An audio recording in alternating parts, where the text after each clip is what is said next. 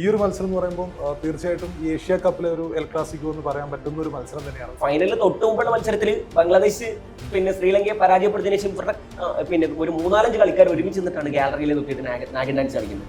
ഇവര് practice dress ഇട്ടിട്ട് trophy വാങ്ങാൻ വന്നൊരു സംഭവം ഒരു ഫൈറ്റ് ഭയങ്കര ഇതാണ്. ബംഗ്ലാദേശ് പാകിസ്ഥാനെതിരെ പരമ്പര നേടി, ശ്രീലങ്കയ്ക്കെതിരെ പരമ്പര നേടി, നെതർലൻഡ്സിനെതിരെ കഴിഞ്ഞ 3 പരമ്പര അവർ നേടി. മെയിൻലി ബോളേഴ്സ് വേഴ്സസ് ബോളേഴ്സ് ആയിരിക്കും മത്സരം അല്ലെ, ആ ഒരു ലൈനിലാണുള്ളത്.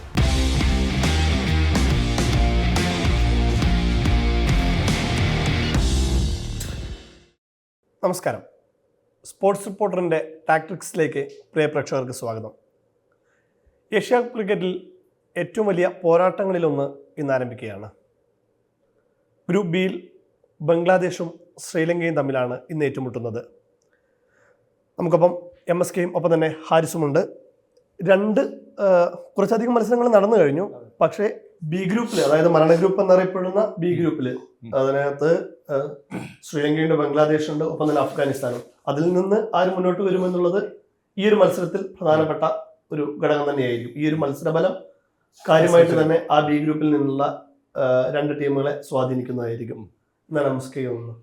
ശരിക്കും ഈ ഒരു മത്സരം നമ്മുടെ ഏഷ്യ കപ്പ് തുടങ്ങിയതിന് ശേഷം ഇന്ത്യ UAE മത്സരം നമുക്കറിയാം. ഇന്ത്യ UAE അട്ടപ്പടലം ഒരു 4 ഓവറിൽ തന്നെ തോപ്പിച്ചു. കഴിഞ്ഞ ദിവസം പാകിസ്ഥാനും ഇതുപോലെ ഒമാനെ വളരെ വലിയൊരു മാർജിനിൽ തോപ്പിച്ചു. അപ്പം ഈ ഒരു മത്സരം എന്ന് പറയുമ്പോൾ തീർച്ചയായിട്ടും ഈ ഏഷ്യ കപ്പിലെ ഒരു എൽ ക്ലാസിക്കോ എന്ന് പറയാൻ പറ്റുന്ന ഒരു മത്സരം തന്നെയാണ്. പക്ഷേ ഒരു 5-8 വർഷം മുമ്പായിരുന്നെങ്കിൽ അങ്ങനെ ആയിരുന്നില്ല. പക്ഷെ കഴിഞ്ഞ വർഷങ്ങളായി നമുക്ക് എടുത്തു നോക്കുമ്പോൾ ശ്രീലങ്കയും ബംഗ്ലാദേശും തമ്മിലുള്ള ഒരു അകലം, T20 ക്രിക്കറ്റിലെങ്കിലും അവരുടെ തമ്മിലുള്ള ഒരു അകലം ഒരുപാട് കുറഞ്ഞിട്ടുണ്ട്. ഒരുപാട് നല്ല പ്ലേയേഴ്സ് ശ്രീലങ്കയ്ക്കുണ്ട്, ഒരുപാട് നല്ല പ്ലേയേഴ്സ് ബംഗ്ലാദേശിനുണ്ട്. ഷാക്കിബ് അൽ ഹസൻ ഇല്ലെങ്കിൽ കൂടിയും ബംഗ്ലാദേശ് ഇപ്പോൾ ഒരു ബെൻ സ്ട്രെങ്ത് നോക്കുമ്പോൾ, അവരുടെ T20 ബെൻ സ്ട്രെങ്ത് നോക്കുമ്പോൾ വളരെ നല്ല ടീമായിട്ട് മാറിയിരിക്കുകയാണ്. അപ്പോൾ തീർച്ചയായിട്ടും ഇന്നത്തെ കളി എന്ന് പറയുമ്പോൾ ഒരു മരണ കളി തന്നെയായിരിക്കും. പക്ഷേ എങ്കിൽ കൂടിയും കഴിഞ്ഞ ഈ സനത് ജയസൂര്യ കോച്ചായി അധികാരേറ്റതിനു ശേഷം ശ്രീലങ്ക ഒരു പടി കുറച്ചു മുന്നോട്ടേക്ക് വന്നിട്ടുണ്ട്.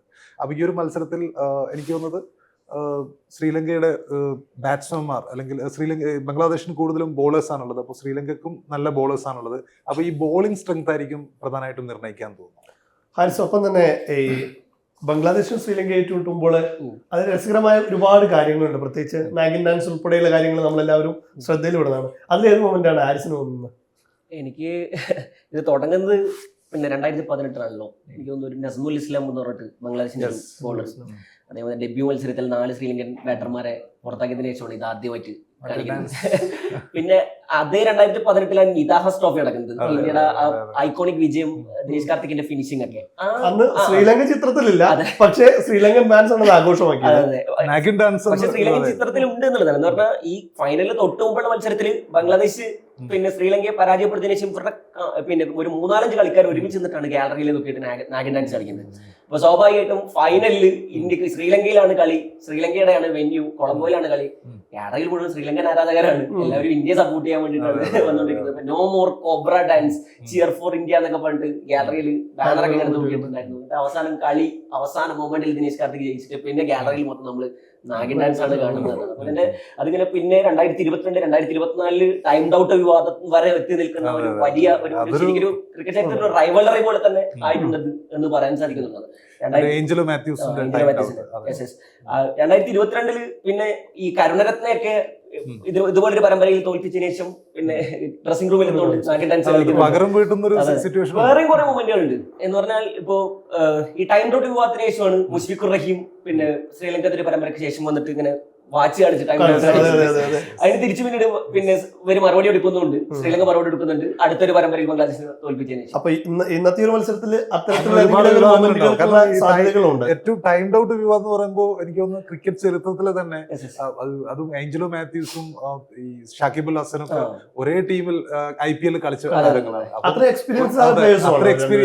വെറ്ററൻ താരമാണ്, രണ്ടുപേർക്കും എക്സ്പീരിയൻസ് ഉണ്ട്. പക്ഷെ ഒരാൾ പോലും പിന്നെ ആ ഒരു ഔട്ട് അല്ലെങ്കിൽ നമ്മൾ ആ തീരുമാനം പിൻവലിക്കുകയാണെന്ന് പറഞ്ഞിട്ടില്ല. അത് ഇവര് തമ്മിലുള്ള ബന്ധത്തിന് അന്നത്തെ ഈ ഏഞ്ചലോ മാത്യൂസിന്റെ പ്രസ്താവന എനിക്ക് ഓർമ്മ വരുന്നുണ്ട്. അതായത് ഇനി ഒരു കാലത്തും ഇദ്ദേഹമായിട്ട് ഞാനൊരു മാന്യനായിട്ടാണ് കരുതിയിരുന്നത്, ഷാക്കിബ് അൽ ഹസനെ ഞാനൊരു മാന്യനായിട്ടാണ് ഞാൻ കരുതിയിരുന്നത്. പക്ഷെ എനിക്ക് തെറ്റിപ്പോയി എന്നൊക്കെ പറഞ്ഞിട്ട് അതെ പുള്ളി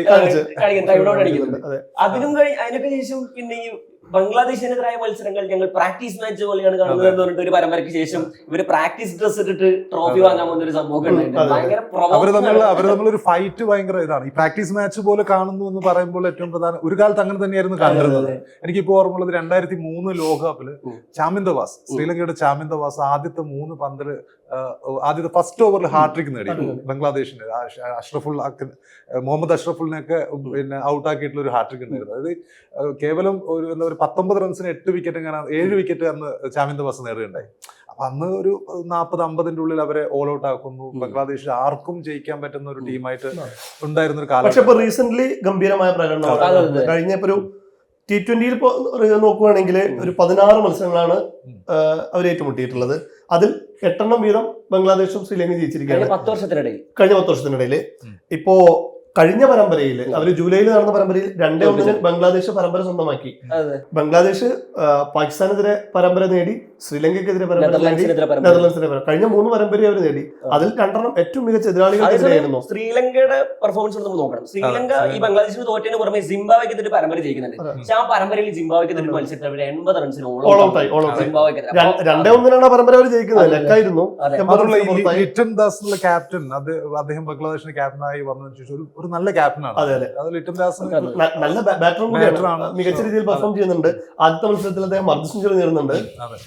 അതായത് ഒരു ടീമിന് ഇപ്പം ബംഗ്ലാദേശിനെ സംബന്ധിച്ചിടത്തോളം ലിറ്റൻ ദാസ് അദ്ദേഹത്തിന്റെ ക്യാപ്റ്റൻസി വളരെ നിർണായകമാണ്. ശ്രീലങ്കയ്ക്കും അതുപോലെ സനത് ജയസൂര്യ എന്നുള്ള ഒരു കോച്ച് അവരുടെ പിറകിലുണ്ട്. അദ്ദേഹം ഇംഗ്ലണ്ട്. പക്ഷേ എപ്പോഴും പ്രശ്നം എന്ന് വെച്ച് കഴിഞ്ഞാൽ ഇപ്പൊ ഒരു അസ്ഥിരത, അതായത് അവരുടെ മെയിൻ ടീം പോയതിനു ശേഷം അവർക്ക് ഒരു തരത്തിൽ പോലും ഒരു ട്രാൻസാക്ഷൻ നടത്താൻ കഴിഞ്ഞിട്ടില്ല. പുതിയ പ്ലേയേഴ്സിനെ കൃത്യമായിട്ട്, അതായത് ഇടയ്ക്ക് ഓരോ പ്ലെയർ വരും, അതുപോലെ പോകും, ഒരു പ്ലെയർ വരും പോകും. ഒരു ത്രൂ ഔട്ട് അവർക്ക് ഒരു പ്ലെയറെ പിന്നീട് കൊണ്ടുവരാൻ കഴിഞ്ഞിട്ടില്ല. പ്രത്യേകിച്ച് ആ ഒരു വലിയ അവരുടെ ഒരു പ്രധാനപ്പെട്ട താരങ്ങളുടെ ഒരു കൊഴിഞ്ഞുപോക്കിന് ശേഷം നല്ലൊരു ബാറ്ററും നല്ലൊരു ബോളറും അവർക്ക് സ്ഥിരമായിട്ട് വന്നു നിൽക്കുന്നില്ല എന്നുള്ളതാണ്. പക്ഷെ കഴിഞ്ഞ വർഷമൊക്കെ അത്യാവശ്യം ഇംഗ്ലണ്ട് ചെന്നിട്ട് ഒരു ടെസ്റ്റ് ജയിച്ചു എന്നൊക്കെ പറഞ്ഞിട്ടുള്ള ഒരു സംഭവം ഉണ്ടായി. ഒരു തലപ്പൊക്കം അവർ ഉയരത്തിലേക്ക് എത്താൻ വേണ്ടി ശ്രമിക്കുന്നുണ്ട്. ഇപ്പൊ വാൻഡുവാസരംഗയുടെ ഒക്കെ തിരിച്ചൊരു അവർക്ക് ഗുണം ചെയ്യും. കാരണം അദ്ദേഹം ഇഞ്ചുറി കാരണം കുറച്ച് നാളായിട്ട് കഴിഞ്ഞ സീരീസിലൊക്കെ പുറത്തായിരുന്നു. അദ്ദേഹം തിരിച്ചു വരുന്നത് വലിയ രീതിയിലുള്ള ബൂസ്റ്റ് ആയിരിക്കും. പ്രത്യേകിച്ച് അബുദാബിയിലാണ് കളി, അവിടെ സ്പിന്നേഴ്സിനെ തുണയ്ക്കുന്ന ഒരു പിച്ചാണ്. ഓപ്പണിംഗ് ബാറ്റ്സ്മാൻ ഏറ്റവും പ്രധാനപ്പെട്ട താരമാണ്. തീക്ഷ്ണയും ഒപ്പം തന്നെ ഹസരംഗയും തമ്മിലുള്ള ഒരു മെയിൻലി ബോളേഴ്സ് ആയിരിക്കും മത്സരം അല്ലെ, ആ ഒരു ലൈനിലാണുള്ളത് രണ്ട് ടീം നോക്കുമ്പോഴും. ഇതില് മൊത്തത്തിൽ ഈ സമീപകാലത്തെ പ്രകടനങ്ങൾ വെച്ച് നോക്കാൻ എനിക്ക് തോന്നുന്നത് ബംഗ്ലാദേശിനാണ് കുറച്ചുകൂടി എഡ്ജ് ഉള്ളത് എന്നുള്ളതാണ്. ബംഗ്ലാദേശ് ജയിക്കുന്നാണ് പറയുന്നത്. അതെ, എനിക്ക് തോന്നുന്നത് അങ്ങനെയാണ്. ഒരു ഇത്തവണ അവർക്കൊരു മെന്റൽ സ്ട്രെങ്ത് കൂടിയുണ്ട്. അവർക്ക് റീസെന്റ് ഒരു 2 മാസത്തിനകം തന്നെ അവരെ തോൽപ്പിച്ചാണ് വരുന്നത് എന്നുള്ളതിന്റെ ഒരു ഗുണം തീർച്ചയായിട്ടും.